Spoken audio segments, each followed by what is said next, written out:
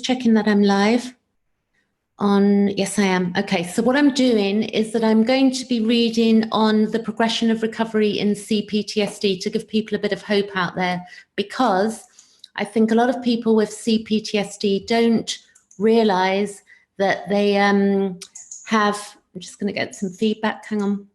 I don't think a lot of people realize. Okay, I think I'm live. Okay, here I am. That what happens is that we don't have much hope for ourselves. So what I'm doing is this is the book I'm reading from, and the link for this book is going to be below this video, along with 13 steps for managing flashbacks when you get triggered, so you know what to do when if you've been through childhood trauma, any abuse, be it verbal abuse, sexual abuse, or physical abuse. And the important thing is that with psychoeducation, what will happen is that bit by bit, you'll begin to recover. And it doesn't mean that, you know, we never have symptoms again. It just means that we understand what we're doing and how to deal with them. So I'm going to start reading the signs of recovery. And then if anybody comes on, any questions, you can ask here or below the video at the end of it, or you can go over to my like page on Facebook, and you can find the details below this link as well. So this is chapter 4, and it's the progression of recovery. And Pete Walker says here, he says, effective recovery work leads to an ongoing reduction of emotional flashbacks. Over time, with enough practice, you become more proficient at managing triggered states. And I can assure you that that's the absolute truth. The minute you understand what's going on, bit by bit, you'll begin to manage your flashbacks in a way that is no longer keeping you in them for hours and hours or days or weeks on end. You'll begin to see them come in and know what to do with them. And that's why the 13 steps for managing flashbacks are really important to have a copy of, which a link is below in this video.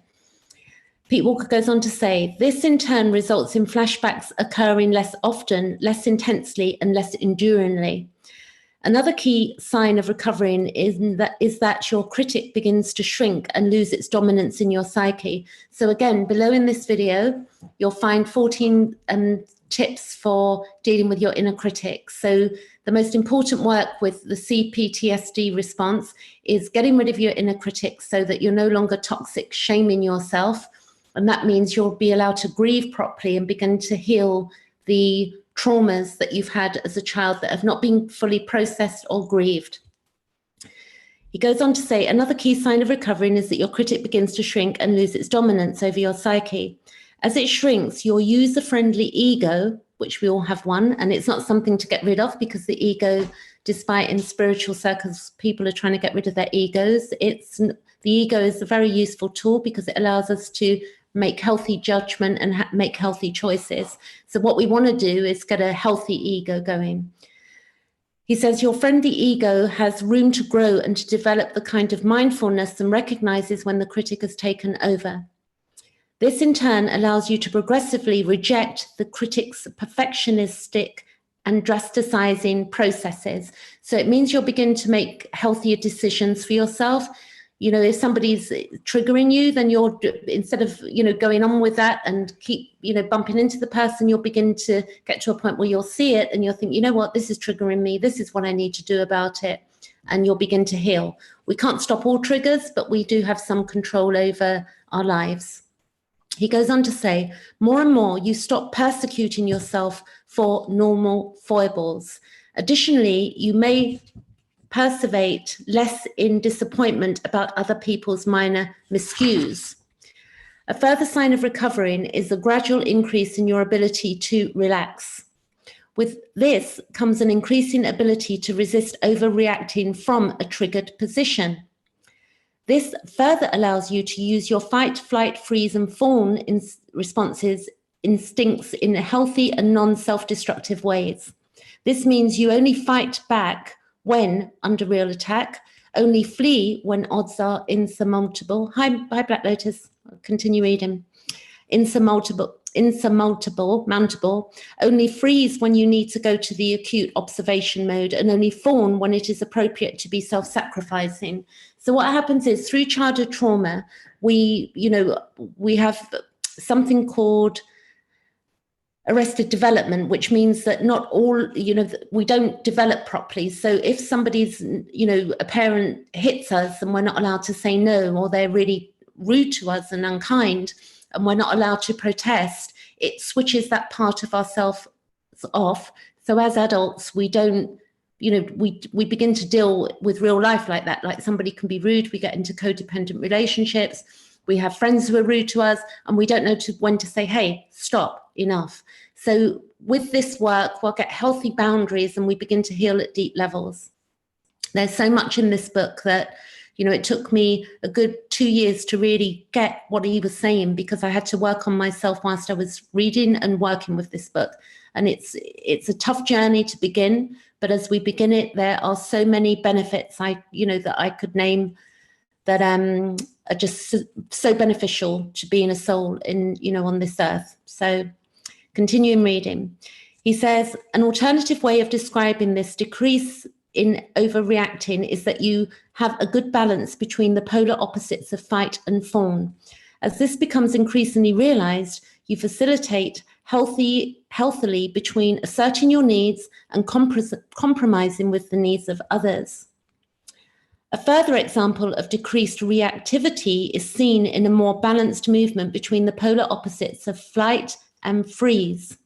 This manifests as an improving equilibrium between doing and being, between sympathetic and parasympathetic. So for the sympathetic and parasympathetic, it's like in one mode we're relaxed, and in one mode we're completely freaked out. So, freaked out or just in a relaxed mode. So we could just get more balanced instead of being all over the place. And it begins to calm down the nervous system, the more we know. And between left and right brain processing. The importance of balancing the fight, fawn, and flight, freeze polarities within yourself is explored in greater detail at the end of chapter 6. But I'm on chapter 4 at the moment. Deep level recovery is also evidenced by you becoming gradually more relaxed in safe enough company. This in turn leads to an increasing capacity to be more authentic and vulnerable in trustworthy relationships. With enough grace, this may then culminate in you acquiring an intimate, mutually supportive relationship where each of you can be there for the other through thick and thin. So it's about learning to have, healthy, decent relationships where people, there's respect and there's love and there's kindness and people understand you and you're working together as a team in a friendship or relationship or other. So then advanced recovery also correlates with letting go of the salvation fantasy that you will never have another flashback. So the whole problem, I think, for many people who go into the healing modalities, they want to be fixed and they don't want to have pain anymore and they want to be happy. And that's very much the law of attraction style beliefs. And life does not work that way. We might wake up one day with an achy back or a stiff neck, or, we might have an upset tummy, or, we might, lose a friend, or anything can happen. So we can't say that we're going to get to a point of being absolutely healed and everything's going to be okay. That is salvation thinking, and it's not healthy to think in that way. Another thing that people say often is, something like the universe has my back, or something to do with the universe. But the reality again is that we're interacting, we have interpersonal relationships with people, and some are pleasant and some are unpleasant, and that's part of life. But the healthier we get, the healthier choices we make. Reading on. He says, advanced recovery also correlates with letting go of the salvation fantasy that you will never have another flashback. Giving up the salvation fantasy is another one of those 2-step forward, 1-step back processes. We typically have to wrestle with a denial a great deal to increasingly accept the unfair reality that we will never totally be flashback free. And I can tell you, I'm not seeing that with myself. Sometimes I'll have them, but I'm having them a lot less, and I'm a lot happier because I know how to deal with them. Unless we do, however, we impair our ability to easily recognize quickly respond to flashbacks from a position of self-compassion and self-soothing and self-protection. So the whole point is that that's what we're looking for. We're looking for self-protection. We're looking to, be good to ourselves and, not be all or nothing. The weather is not all or nothing. There's very few things that are all or nothing in the world. So now he goes on to the stages of recovery. Although we often work on many levels of recovering at the same time, recovering is to some degree progressive. It begins on the cognitive level when psychoeducation and mindfulness helps us to understand that we have CPTSD response. This awakening then allows us to learn how to approach the journey of deconstructing the various life-spoiling dynamics of CPTSD. Still, on the cognitive level, we take our next steps into the long work of shrinking the inner critic.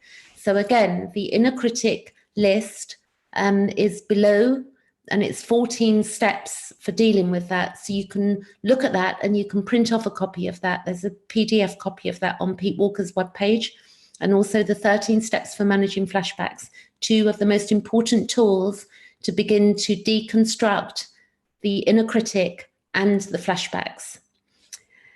He goes on to say, some survivors will need to do a great deal of work on this level before they can move down to the emotional layer of work, which is learning how to grieve effectively. So when we get rid of the inner critic that tells us that we've got to forgive people that were extremely abusive to us, or that we've got to forgive people and such like, what will happen is that when we stop toxic shaming ourselves and that inner critic's out of our way, we'll begin to be able to grieve the losses that we had and the loss of our childhood. Now he goes on to say, the phase of intensity grieving our childhood losses can last for a couple of years. And I have to say, I got his book in 2017, November, and it's now coming up, a year and a half. And I've also been in therapy since September, trauma psychotherapy, psychoanalysis since September 2018. And the work is paying off. I go to that once a week. I got that through my doctor. I was very grateful. I live in London, so I got that on the NHS, and I know it's probably more difficult if you're in the States to get these things, funded by the government. He goes on to say, the phase of intensity grieving our childhood losses can last for a couple of years. So yes, mine did, and I'm a lot healthier now. When sufficient progress is made in grieving, the survivor naturally drops down into the next level of recovery work. And this involves working through fear by grieving our loss of safety in the world. At this level, we also learn to work through our toxic shame by grieving the loss of our self-esteem. So the other beautiful thing that happens is that you will begin to regain your self-esteem. I had my self-esteem bashed so badly, and particularly in spiritual groups on Facebook, not all of them, but I was in a couple where, people would just say, let go, forgive, and, like you're nothing and your feelings are nothing and you mean nothing. And there's a lot of toxic shaming out there in spiritual groups where people don't understand what PTSD is.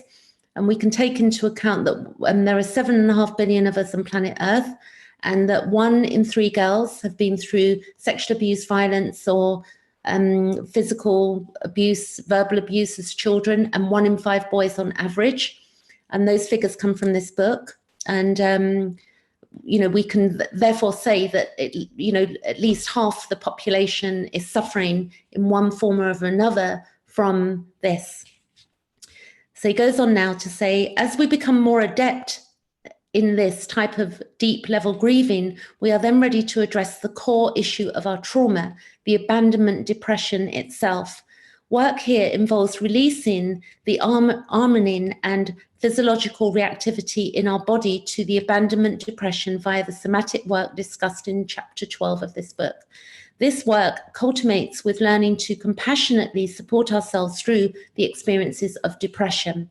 Finally, as we learn more about this in chapter 13, many survivors need some relational help in achieving this complex task involved in deconstructing each layer of our old exasperating defenses. So whilst I'm not a medical practitioner, I am qualified in something called faster EFT, which helps to deconstruct some memories.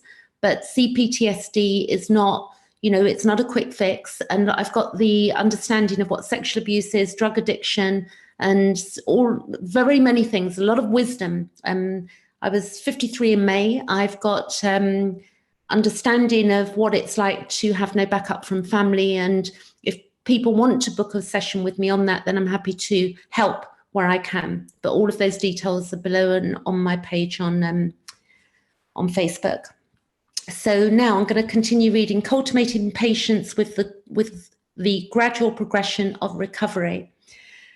As stated earlier, recovery from CPTSD is complex. Sometimes it can feel so hopelessly complex that we totally give up and get stuck in inertia for considerable lengths of time. And I can attest to that as well. I've been through that. And that's a very hard period of time to go through as well. He says, this is why it is so important to understand that recovery is gradual and frequently a backward and forward process. Effective recovery is often limited to only progressing in one or two areas at a time. Biting off more than one can chew and trying to accomplish too much too soon is often counterproductive. As a flight type, which he says a flight type, that's the flight, fight, flight, freeze, fawn response. He's saying that he's a flight type, and I've been a flight type as well, like being busy and, you know, being disassociated by being busy. He said, I spent years in mid-range recovery, workaholically spinning my wheels, trying to fix and change all at once. I describe this in greater length in When Recovery Becomes Obsessive Compulsive section of my first book, which is page 140, 141. And his first book is The Tao of Fully Feeling. He also says, we often need to simplify our self-help efforts in early recovery. And one way I did that, you know, you have a roof over your head, you have the food you need to eat, and you have your bills covered, and you begin to be able to relax. And it's better at that time, you know, for many people, if you're having to work or do work you hate, it's going to, you know, sort of make the situation harder. And also if you've got partners that are abusive to you, or you're still got family members around you that are being abusive, then that can, you know, be more harmful to you in this healing process. So these are things that need to be addressed. And clearly it's hard work to do it all at once. We have to do things bit by bit. He says, so we often need to simplify our self-help efforts in early recovery. Accordingly, I recommend taking Shrinking the Inner Critic, chapter 9 of this book, and go to response if they feel unsure of how to proceed. Once the critic is reduced enough that you can notice increasing periods of your brain being user-friendly, impulses to help and care for yourself naturally begin to arise. So this is about learning to care for ourselves again. And this is a hard one for many, like getting to inner parenting yourself, being your own mother and father, where people have not had proper parenting or disdainful parenting or, you know, sexual abuse and stuff like that, and violence. It is very, even the words parent or mother or father can freak people out. I know that did for me for a long time.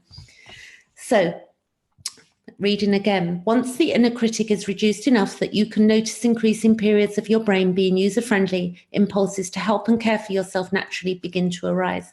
As this happens, it becomes easier to tell when you are guiding yourself with love or with a whip. When you realize it's the whip, please try to disarm your critic and treat yourself with the kindness that you would extend to any young child who is struggling and having a hard time. So this is about really getting to know yourself. Reading on, nowhere is patience with ourselves more important than with the inner critic work. Typically, the inner critic is too omnipresent to confront on every occasion. To do so would often leave no time for anything else. Okay, next page. But when we practice critic shrinking in a gradually increasing way over time, we can more consistently disidentify from its negative focus and switch to our more supportive perspective. Eventually, a new positive habit of rescuing ourselves from shame and self-hate takes on a life of its own. I still have my unfair share of flashbacks, but rarely do I ever side with my toxic critic. So I do now, but I don't side with my toxic critic anymore. I tell my toxic critic to bugger off. And when it pops in, I knock it out the way. And now it's become such a habit that I think my inner critic has a hard time hanging around me. He goes on to say, any self-help practices that we are trying to make second nature often work in this way. When we practice enough, self-help starts to become a matter of common sense. It reverberates. It reverberates as right action and gradually takes on a life as we attune it to the true nature of our spirits and souls, which are inherently self-supportive. So we're getting to a point of being self-supportive. We also aid our recovery greatly by challenging the all or none thinking of the critic whenever it judges us for not being perfect in our efforts. And I read something the other day, like, for instance, like when we really worried about what we look like, or, you know, what we're wearing or whatever, or what other people think about us, really, people are not interested in, you know, we might think they are, but people are basically doing their own thing. Most people are interested in themselves, and, you know, we might think what other people think about us, but we can stop doing that as well. He says it's about progress, not perfection. It is a powerful mantra for guiding our self-help recovery efforts. So it's progress, not perfection. Moreover, as recovering progresses, and especially as the critic shrinks, the desire to help yourself, to care for yourself, becomes more spontaneous. Now, I noticed that with myself, with food, with you know, the way I looked after myself. I stopped bashing myself. I started looking in the mirror and just telling myself that I love myself. I stopped finding fault with myself when I felt angry, or you know, sometimes feeling hatred to what happened to me as a child. I began to not, you know, punish myself for having normal, healthy feelings. And, you know, getting rid of that consensus reality thinking that we've got to forgive and we've got to love everybody no matter what they've done to us. It's complete bull. You know, and we get to that place, I think, that eventually where people go on about forgiveness. But what actually happens is when we have fully processed something, there is nothing to forgive. And also because it's not all or nothing, or all or nothing, that all or nothing thinking, when we get rid of that, then we realize that some days we're going to be really peed off about something, and some days we're going to be not so bothered by it. But, you know, the gap begins to widen, and we get more peace and we get more relaxed as we go through life. And that doesn't mean we're never going to not have another flashback again or get triggered by something. We don't know when we're going to next get triggered. You know, if somebody behaves like an ass to us, then we might get triggered. So, you know, and then we know how to deal with it. We know how to protect ourselves because we're being our own inner parent, and we're being kind to ourselves, and then we're making a good, healthy choice for something that keeps us in a peaceful state. Then he goes on, any self-help practices that we are trying to make second nature often work in this way. And when we practice enough, self-help starts to become a matter of common sense. It reverberates as right action. So I'm going to continue. He says, moreover, as recovering progresses, and especially as the critic shrinks, the desire to help yourself, to care for yourself, becomes more spontaneous. This is especially true when we mindfully do things for ourselves in a spirit of loving kindness. As such, we can do it for the child we were, the child who was deprived through no fault of her or his own. And we can do it because we believe every child without exception deserves loving care. Like, I've been out today to get a coffee, and I went out earlier to buy some coffee and some fruit and things, and there were little children and, you know, a few mothers carrying their little kids, and, you know, I smiled at the children and they smiled back. I mean, children are so innocent that every child, you know, that exists deserves, you know, proper loving attention and care. And not every parent, and I'm not going to blame every parent, because some parents have probably had a really crap time themselves, but, you know, the children deserve not to be abused. I mean, I think we can all agree with that one. And nobody deserves abuse, you know, be it, but as human beings, we can lose our cool sometimes, and we've got to figure out, you know, what sort of person we are. And the more conscious we are, if we're hurting other people, you know, we become aware, you know, is this a loving act that I'm doing? Am I being a pain in the ass to somebody? Am I hurting somebody's feelings? We get more real and more fair. So he says, this is especially true when we mindfully do things for ourselves in a loving spirit of kindness. As such, we do it for the child we were, the child who was deprived through no fault of her or his own. And we can do it because we believe every child without exception deserves loving care. Finally, if the reader is like I was in the past and has no overall perspective on his suffering, he may feel like he is spinning his wheels on the icy patch of road after another. I had decades of trying everything under the sun with what felt like a deepening sense of futility and defectiveness. So a lot of people can do this. Like I went through modality after modality, workshop after workshop, trying to fix myself. I did something called A Course in Miracles. I did a modality fast EFT. I learned neuro-linguistic programming. And I have to say with complex PTSD, all of those modalities are useful and they work for people. A Course in Miracles didn't quite do it for me. I found it was bypassing a lot of, being on earth, and I'm here to be on earth, not in another realm at the moment. But again, I won't knock it. People do what they do. What I've got here is that this book was the thing that really changed things for me. It was the psychoeducation and then understanding that I actually needed therapy, to be able to verbally ventilate and get deep into my grief instead of keep distracting myself.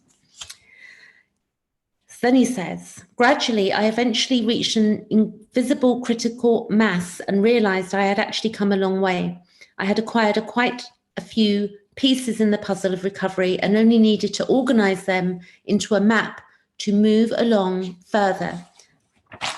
As I have designed a ground plan that has helped me and my clients and website respondents to make sense of their suffering and to see how to effectively reduce it, I hope and pray that the cartography in this book will also offer you relief. So this book offered me relief, and below you'll see Pete Walker's webpage. So, do get this book. It's free on Amazon Kindle UK, and it's free on Amazon USA as an Audible version. But I've got the hard copy and I've got the Audible version as well.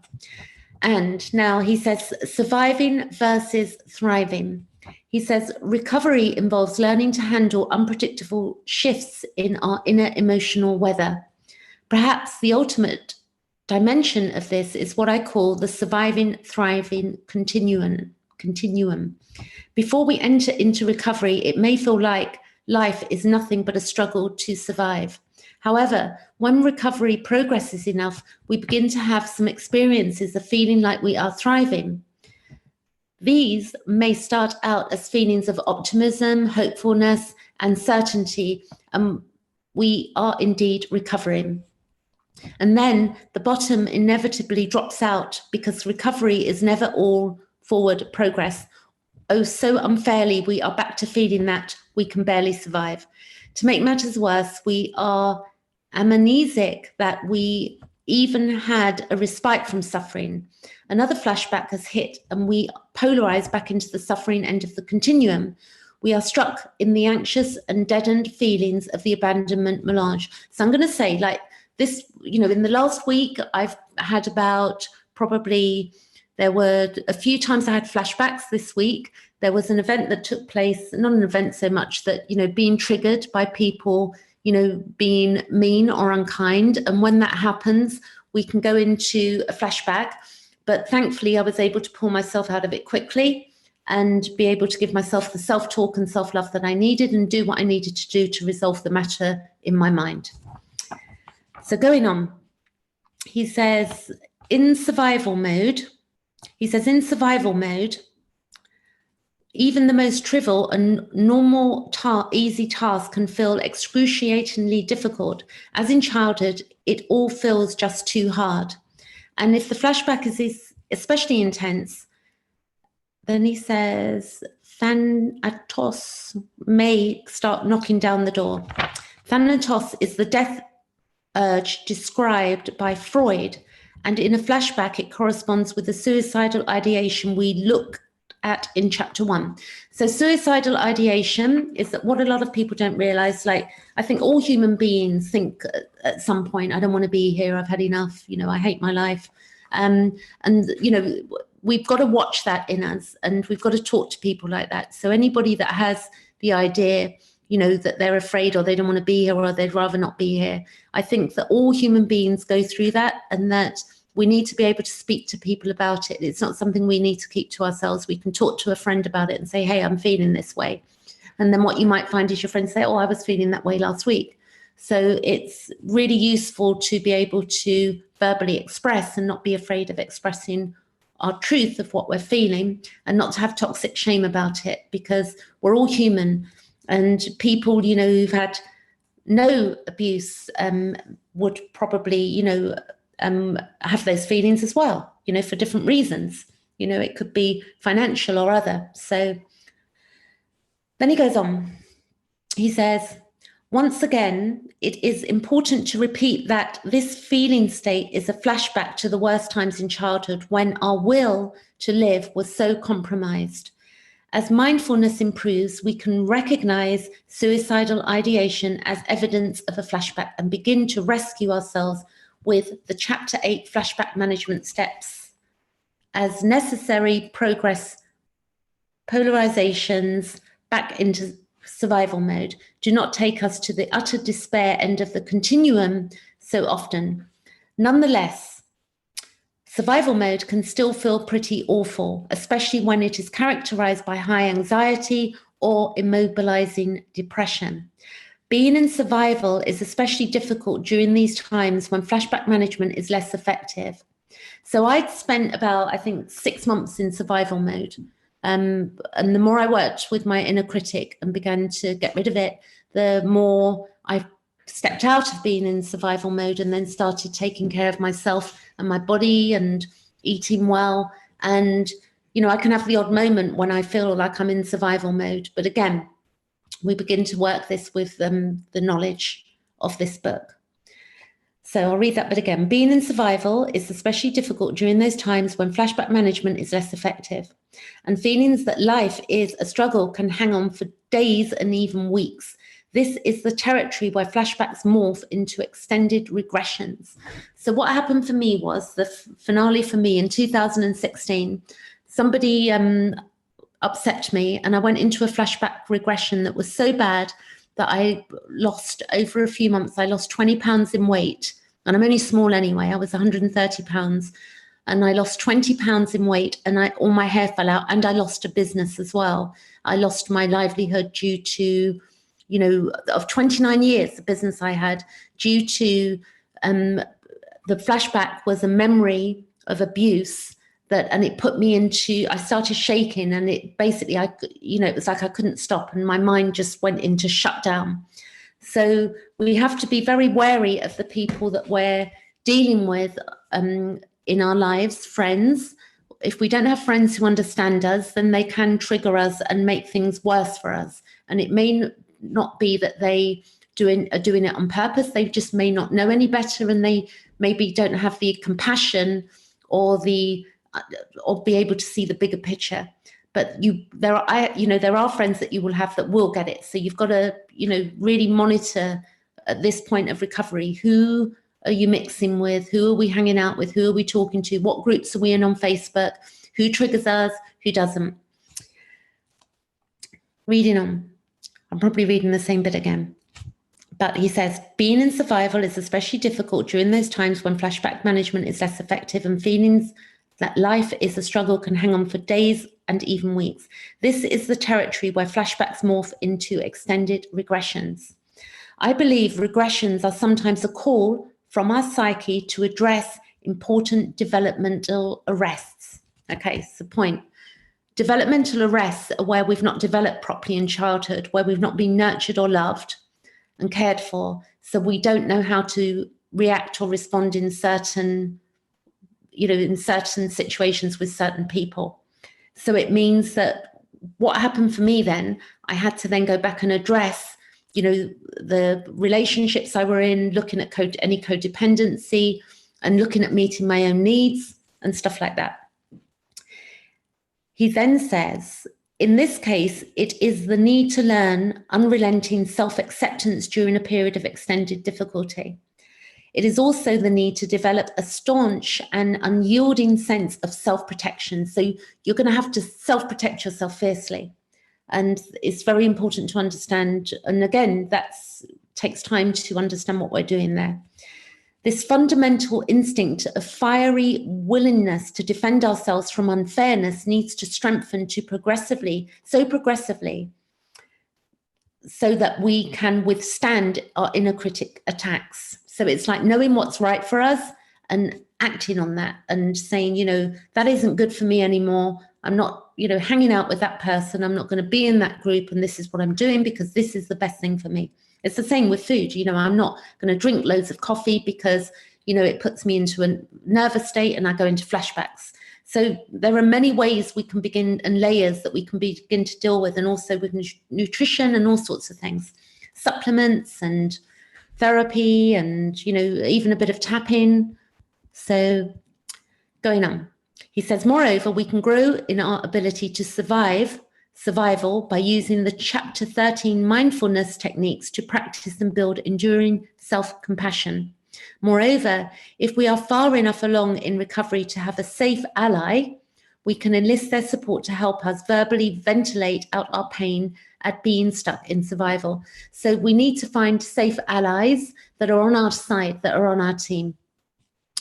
He says, temptations can be great at such times to revert to the less functional ways of self-soothing that we learned when we were younger.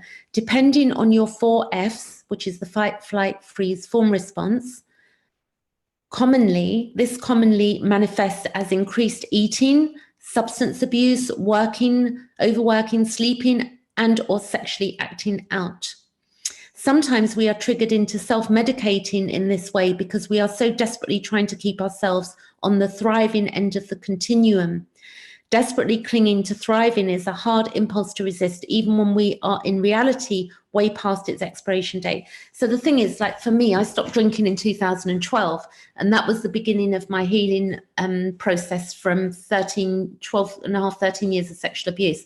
What it meant was that I, you know, when I removed that alcohol, bit by bit, I began to remember all of these events, and I began to be able to deal with them in a different way. I never returned to alcohol. It was 7 years on the 2nd of July. I've been free of alcohol. So I would urge anybody out there that, you know, there's no judgment. I drank for years. I drank a bottle and half of wine a night. I ran my successful business and got my bottle of wine and sat here and drank it. And I don't know what I was doing, but, you know, it was huge disassociation.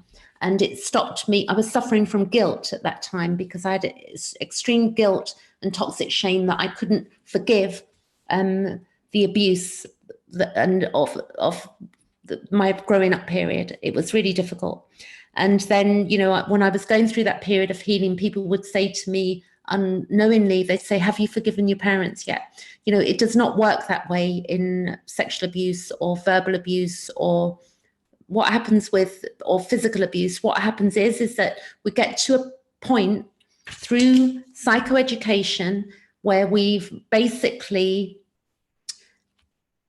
understand what's going on. We've had we get the psychoeducation and we begin to be able to help ourselves. And when we processed pain, then there's nothing to forgive. So you could look at it this way. It could be that, you know, you have a boss that's, you know, really horrible to you, and you really hate that boss and you end up, you know, leaving the job or you get fired or whatever, and you hate that boss for like 6 months. And then one day you wake up and you don't feel that anymore. That's because you fully processed it and you've moved on.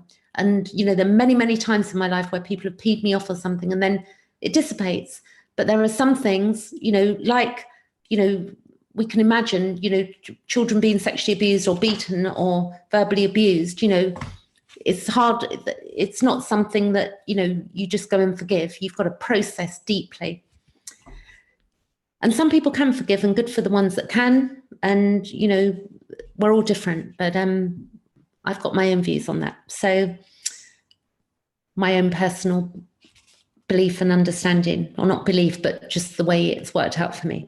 So he goes on, I believe regressions are sometimes a call from our psyche to address important developmental arrests. In this case, it is the need to learn unrelenting self-acceptance during a period of extended difficulty. It is also the need to develop a staunch and unyielding sense of self-protection. This fundamental instinct of fiery willingness to defend ourselves from unfairness needs to strengthen progressively so that we can withstand inner critic attacks. So we don't have this inner critic telling us what a crap person we are because we haven't forgiven those people that was, abused us and didn't nurture us. Going on, he says, sometimes we are triggered into self-medicating. So we read that bit. Okay. So yes, yet as recovery and mindfulness increase, we begin to notice that this type of self-medicating indicates that we are in survival flashback. We are no longer authentically on the thriving end of the continuum. Because you can imagine if if we're feeling hurt and we, as I used to, feel really hurt and you go and drink a bottle of wine, you're not on, that was not on the thriving end of my recovery. That was like, I was not thriving on any level. We have compounded, he says here, we have compounded our regression by regressing further by self-medicating to unnaturally prolong a preferred experience. At such times, we benefit most by reworking our intention to practice self-acceptance. So we have to accept ourselves for where we're at as well, many of the times, because then I would further beat myself, whip myself because I was drinking. So it was just like this just constant cycle of abusing myself, with the alcohol and then with my thoughts, and it just went on and on. That I was such a terrible person and so evil because I couldn't forgive, and then I'd drink. So you can imagine probably what was going on there. So he says, by recommitting, by being there, self-acceptance, by recommitting to being there for ourselves, no matter where we are in the continuum. As bears repeating, all human beings are existentially challenged to handle disappointing shifts out of thriving into surviving. We survivors, however, have greater difficulties handling these transitions because we were abandoned for so long at the surviving end of the continuum. Yet as our recovery progresses, we can learn to become increasingly self-supportive in times of being stuck in survival. And an important point there, so as an abused child, you're not thriving, you're surviving, And then we carry that into childhood and we just play it out because we don't know any different. So then he says, difficulties in identifying the signs of recovering. Some readers may work on their recovery for a long time and erroneously and shamefully feel they are not making any progress because of the all or none thinking that typically accompanies CPTSD survivors in the early stages of recovery, often fail to notice or validate their own actual progress. So I'll give you, this is what happened. I stopped drinking. I found the movie The Secret. I stopped drinking. So I found the movie The Secret in 2012. I was reading, running around thinking, all I had to do was wish out to the universe and forgive everybody and get into spirituality, and read all these spiritual books. And then I hit bottom because CPTSD response cannot be fixed, with the law of attraction and things like that. And a lot of people go that route and then they go into, or route, and then they go into spirituality thinking they've just got to surrender it and hand it over to God. And it's really tricky, So if I'm not saying don't do those things are, fun, positive, whatever, but get this book and do what else you're doing as well. That's my suggestion. And, get the Audible version. It's free on Amazon USA. Right. Continuing reading. So what does he say here? He says, if we do not notice the degrees of our own improvement in our recovery work, we are in great danger of giving up on recovering. Because of black and white thinking, we can regularly fall into the trap of not acknowledging and valuing what we are actually accomplishing.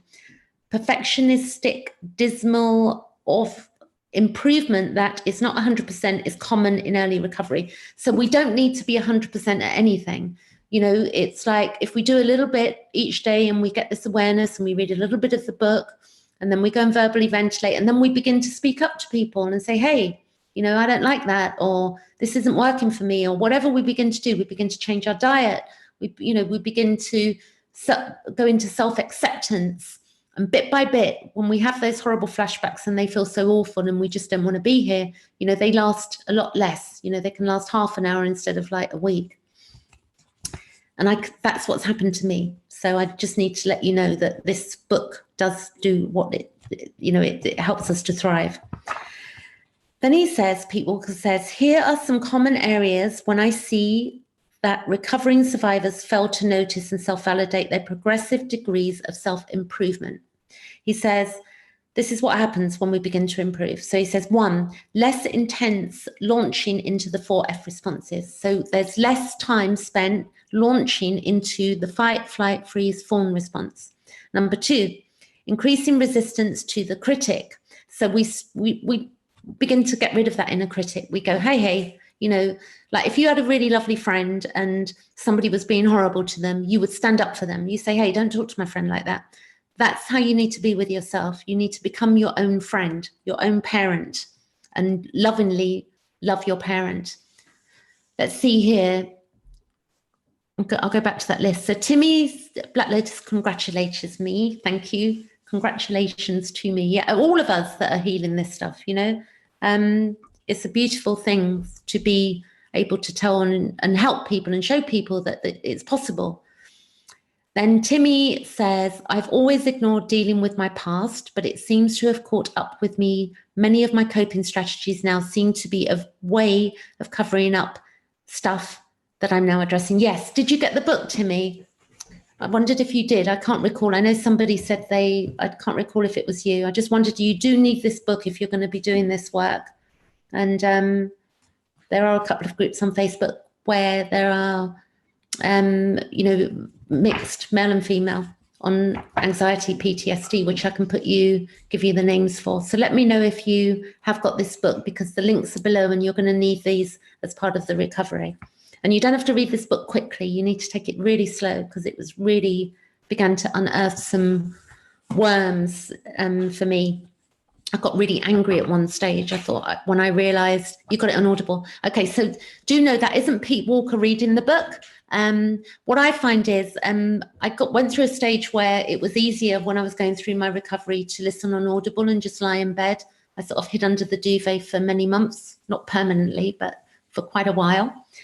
And then I began to get my self-esteem back and put my shoulders back and start to do good self-care. There were days when I'd, you know, just wouldn't even have a shower like for 3 or 4 days. Or I just wanted to just, you know, lay there. I could hardly just, you know, feed myself properly. So, and I was very quiet. Like, you know, the interesting thing is no human beings would have known I was going through that. And that's the thing with social media. You know, people put their pictures up and their bits of writing, and people assume that we've got it all figured out, and we don't really know what people are going through.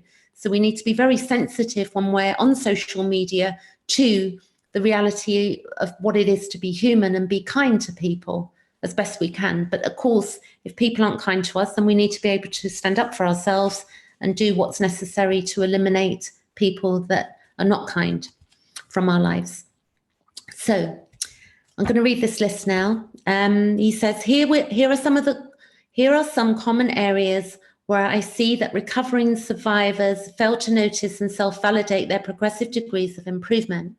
He says, less intense launching into the 4 Fs. I just said that. Increasing resistance to the inner critic.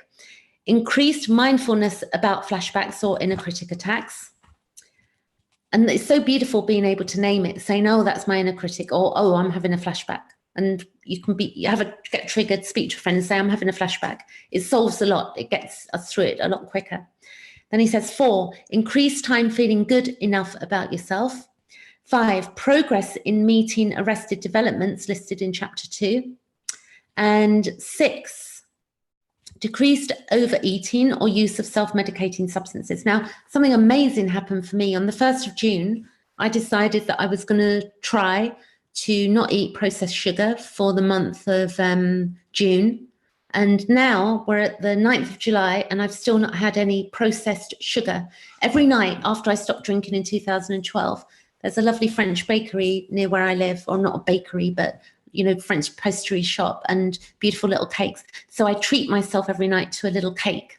And then I realized, I thought, well, I'm doing all this healing and it was like I've got an attachment to this cake. So I thought I'm going to try and see what it's like to not have sugar in my diet. So I've allowed myself raw honey in my tea, but I'm now 39 days without processed sugar, and I'm going to go to 40 days, and then I'm going to maybe get some dark chocolate. I thought I'm not going back to these cakes that I was eating. I'm going to allow myself a little bit of dark chocolate that's good chocolate, and tomorrow, and see how I how I go with that. But I don't want to. I'm just going to be fascinated to see what it does to my body and my mood, because clearly sugar is like a comfort food, and going a whole life, like being 53 and going a whole life, putting sugar in our bodies and not having a break, so I'm going to get the reality now of what is sugar like and what is sugar. So then that's the thing, self-medicating substances. So we have to be kind. It's like, we're human, we're going to want an ice cream, or we're going to want whatever we want. But I think it's important to play with things and see what works for us. 7, he says, increased experiences of good enough relating with others. And that's happened to me as well. I've got more nicer experiences of dealing and relating with others. I've got some lovely people in my life. Number 8, decrease in the painfulness and intensity of the flashback feelings. So yes, they decrease. Then he says, in terms of number 3 above, it is important to note that even when mindfulness does not immediately terminate a flashback or critic attack, noticing and identifying these CPTSD phenomena is more progressive than just being blindly lost in them. So we can say, I'm having a flashback. I've been doing strawberry shortcake. Oh, that sounds nice. Strawberries with like a cake. Has it got the custard in Black Lotus? So I'm skipping the, these little cakes that have like the fruits in them with some custard type sort of stuff in it. Anyway, back to reading.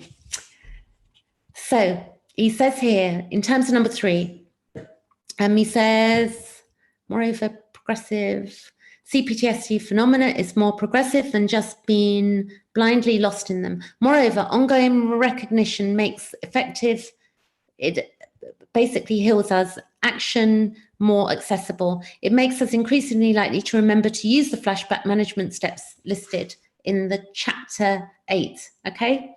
So furthermore, whipped cream. Oh no, I think you're gonna get me back on that cake tomorrow. Or chocolate, I've seen some dark chocolate with some nuts in. It's a chocolate shop up the road from where I live. I'll take a picture of it and put it on Facebook tomorrow night. That's what I'll do. So furthermore, it is important that we notice the gradually decreasing intensity of the flashback feelings of anxiety, shame, and depression. So in this regard, social anxiety can gradually reduce along a continuum that stretches from panicky withdrawal to a more tolerable social discomfort, to periods of social ease. And that's happened for me as well, where I just wanted to hide from the world. I felt so ugly and so worthless, and it was just the worst of the worst feelings. Then he goes on, additionally, depression can gradually diminish along a continuum that stretches from paralyzing to despair to, I don't know what this word is, anhedonia, an inability to enjoy normal life pleasures, to a state of tired and relatively unmotivated peacefulness. He says, of course, both these processes typically improve at a facilitating back and forth rate. So I'm going to read a little bit more of this and then I'll continue the rest tomorrow. So then he says, as I write this, I feel some old sadness about many decades that I judged my emotional tone and mood as either good or bad. It is very all or nothing, in a very all or nothing way. If I was not feeling very good, then I felt as if everything was really bad. And since feeling very good is something most human beings only get to experience a relatively small portion of the time, my perception of feeling bad became a more dominant experience than was necessary. In fact, mildly unpleasant feeling typically morphed me into feeling terrible via shame-tinged all or nothing thinking. Okay. Last little bit here, and then I'll be back with more tomorrow. Then he says, I am so grateful for the life-changing epiphany that led me to trade in my old primary aspiration of celebration for my new one of serenity. Inner critic thought processes refute signs of progress whenever a new flashback occurs, no matter how much less intense it is than before. Every reoccurrence of feeling shame, fear of depression is interpreted as proof that nothing has changed, even when there are increasing periods of not being triggered. The critic's black and white assessment is either I'm cured or I'm hopelessly defective. And once you identify with your critic's pronouncement of defectiveness, you are off and spiraling downward into a fully fledged flashback, captured once again in the ice veneer of toxic shame that freezes one into the CPTSD stranglehold of helplessness and hopelessness. So how we can look at that a little bit there is that if you imagine a little child, you know, a little baby, it's going to go through a myriad of emotions in a day. And as adults, we do as well. We don't know when a baby's going to cry. We don't know when it's going to want to be watered and fed. We don't know, you know, if it's going to have, you know, like pain or experiencing pain or a fever. So we have to treat ourselves, you know, in a very beautiful, mindful way. And we can do this. And it is a process. And the book, all of the 13 steps for managing flashbacks below, and the 14 steps for dealing with the horrible inner critic that isn't your voice, that was generally going to be either your parents or your carers or the people that bullied you at school or co-workers, you know, that sort of stuff, that inner critic voice. You know, we are unique individuals and each of us is beautiful. You know, some of us have been assholes in this world, and we've got to sort that out. You know, we've got to be kind to people. I'm not saying people who've been through CPTSD particularly, but just, you know, people in general. You know, to be respectful to each other is really, really important, and to understand that people have got needs and to be able to verbally ventilate and share our feelings and not be unkind, you know. But this is the process, and we're all going to have good days and bad days. So I think I'm going to leave it there for tonight. And I thank the 4 people for watching. And I'll let you know that I can't see who's watching unless you comment. I don't know who's watching. So you have your anonymity on you know, on this platform. And I really thank you for being there. And I'm going to go now. I'm going to get a cup of tea. That's what I'm going to do. And I'll be back tomorrow with the next part of this chapter 4, which is about probably going to take the same amount of time as it's taken tonight to read. Okay, that's it. Have a good rest of the afternoon if you're in the USA. If you're in the UK, it's 11:40, coming up to 11:40 p.m. It's late here. But in the USA, you're either 8 hours behind or 5 hours behind. Okay, I'll catch you later. Thanks for watching.